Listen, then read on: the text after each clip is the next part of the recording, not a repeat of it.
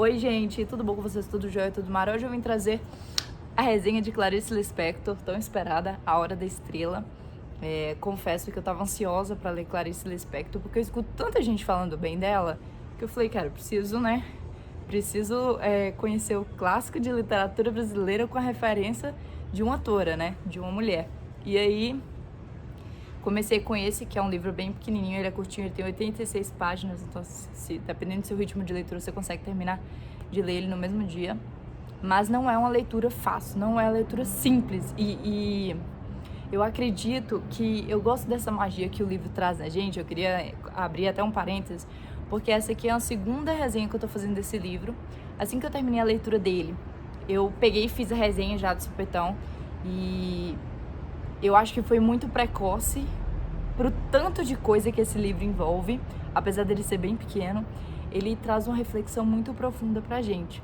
E não acredito que seja qualquer pessoa que tenha capacidade, não fala assim de ler, porque ler é uma coisa, entender é outra, sabe? Tirar a interpretação do livro é outra totalmente diferente. Ler, qualquer um lê, mas conseguir tirar uma crítica boa de um livro é algo que exige muito da gente. E foi isso que aconteceu comigo. Eu terminei o livro com uma sensação, eu falei, cara, eu preciso fazer essa resenha logo para conseguir expressar meu sentimento com relação à obra de Clarice Lispector. E aí, depois de alguns dias, eu fiz o vídeo, deixei guardado o vídeo, e aí eu discuti com amigos sobre o livro, pessoas que já tinham lido, procurei informações sobre o livro e comecei a ampliar que, tipo, o livro é muito mais rico do que a minha primeira interpretação assim que eu terminei de ler. Então, assim, eu demorei alguns dias para ir absorvendo a leitura de Clarice. A leitura de Clarice não é uma leitura óbvia, sabe? Ela é uma leitura que exige do leitor, exige exige que você entre no imaginário aqui de Clarice, que não é uma coisa que você percebe de cara. Mas enfim, essa história aqui conta a história de Macabeia, que é uma nordestina, saiu de Alagoas e foi morar no Rio de Janeiro.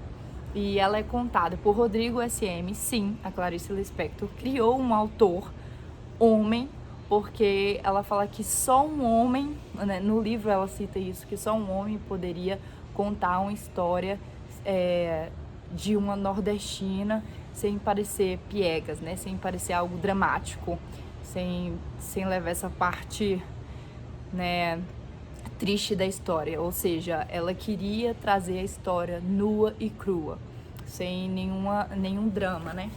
E só abordar mesmo, fazer uma crítica, acredito que social, sobre essas pessoas que são esquecidas.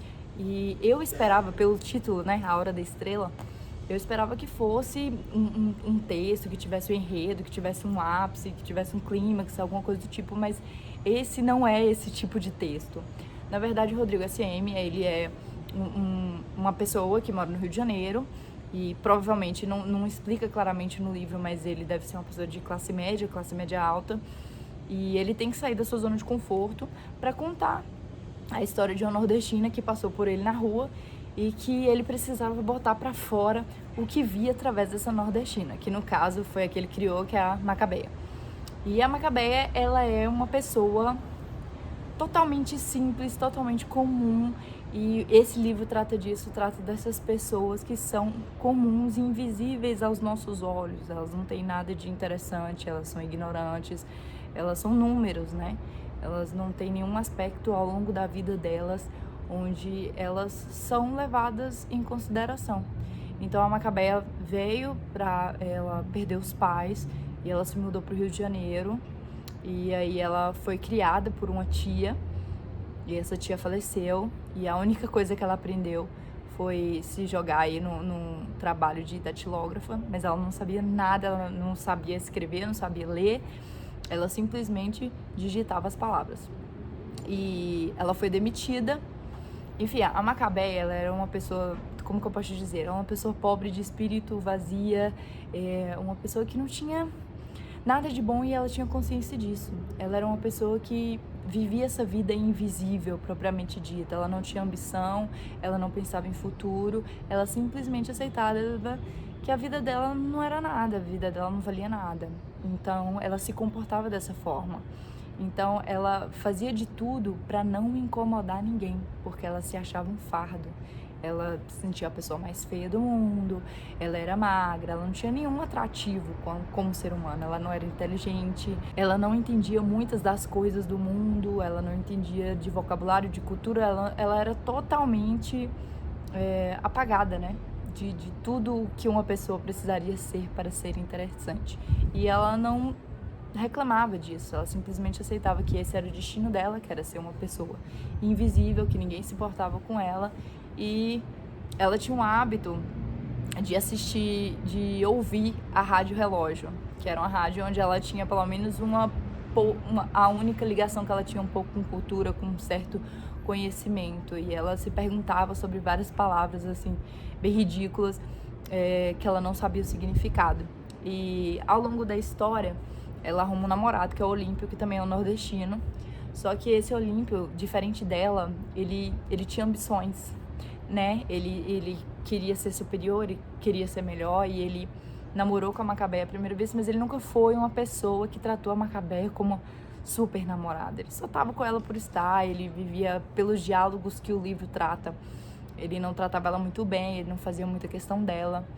Tanto que a Glória, que era uma amiga dela de trabalho, uma carioca da Gema, quando ele conheceu a Glória, o Olímpio, ele se apaixonou pela Glória, porque a Glória era um patamar acima, né, da Macabeia. Qualquer pessoa era um patamar acima da Macabeia, porque a Glória era carioca, e ele queria crescer na vida. Outro sonho dele era ser açougueiro, ele queria muito ser açougueiro. E quando ele descobriu que o pai da Glória era açougueiro, aí que ele se encantou mais ainda pela Glória.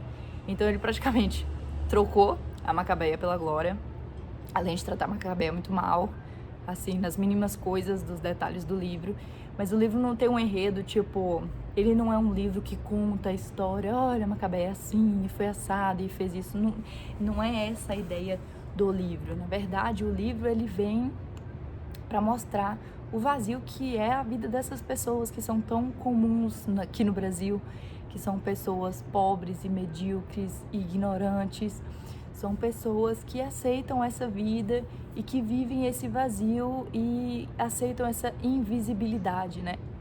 No meio onde elas vivem. Elas sabem que não são pessoas relevantes para a sociedade de maneira geral. Elas não têm um mínimo de importância. Então, o máximo que elas têm que fazer é tentar não aparecer, não sobressair, não atrapalhar ninguém, porque elas se consideram realmente um fardo. E é esse o papel da Macabeia aqui. E ao longo dessa história, vou soltar alguns spoilers, então se você não quer ver spoiler, para por aqui. A Glória, ela fala com a Macabeia, né? A Macabeia, qual é a sensação de ser uma pessoa feia? E a Glória, ela ofende a Macabeia dessas formas. E a Macabeia, ela é tão anestesiada, que ela convive com essas pessoas tóxicas que só diminuem e humilham ela, e ela não se sente humilhada, porque ela se reconhece assim, ela se identifica assim, ela não se ofende com esse tipo de coisa. Então, para você ver como que essas pessoas se enxergam, né? Na verdade, elas não se enxergam, na verdade, elas imaginam que elas só existem por existir, né? Não tem razão nenhuma de estar ali, de ter uma vida, né? Já que ela já tem um futuro predestinado. E a Glória fala com ela de uma cartomante que fala sobre o futuro, e a Glória incentiva a Macabeia a ir nessa cartomante. E aí a Glória paga para ela essa cartomante para ela ir, empresta o dinheiro, e aí a Macabeia vai. E quando a Macabeia chega nessa cartomante, essa cartomante fala com ela, conta muito sobre a vida dela e tal, e quando chega na hora de falar sobre a vida da Macabeia, ela vê um futuro ruim, e aos poucos ela muda de opinião. Não, tô vendo aqui que a sua vida vai ser muito boa, que sua vida vai mudar, você vai conseguir recuperar o seu namorado, você vai recuperar seu emprego, que ela tinha sido demitida também. E ela pensava tão medíocre, que quando o chefe dela demitiu ela pediu desculpa pelo incômodo. Então, pra você ver como ela se via, né? E é assim o tempo todo, o livro todo é ela se diminuindo, e dá vontade de você falar assim: Macabeia, deixa de ser sonsa, acorda pra vida, deixa de ser burra. Mas essa pessoa, ela vive uma vida anestesiada, ela vive uma vida vagando, uma vida totalmente vazia e aquém.